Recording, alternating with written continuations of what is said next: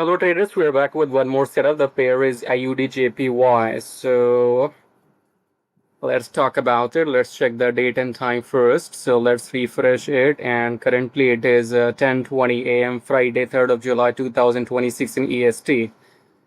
Coming back to the chart, 4-hour time frame AUDJPY. This current price is our entry. Okay. So these candles, well, today is Friday and the US market is off today, so there's no much volume or volatility. So today market will be dead, and whatever will happen from next week now, okay? But our entry has triggered. So this candle was our entry, and we'll enter at current price 111.80, and then the exit is EMI, okay?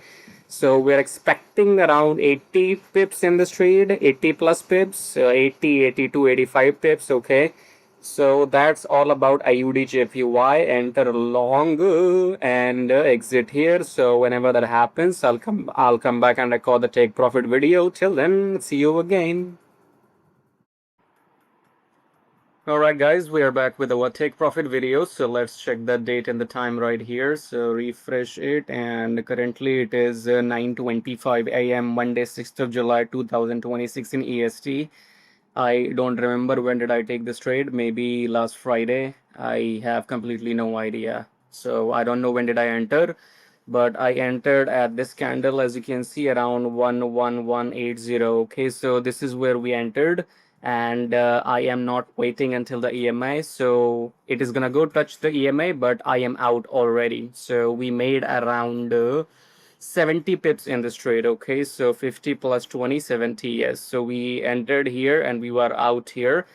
So we made logged in 70 pips, right? And let me see if I can show you that. So that's the screenshot of my trade AUDJPY. As you can see, we entered at 863 here and 50. So in this one it shows 65 pips, is it 66 pips maybe?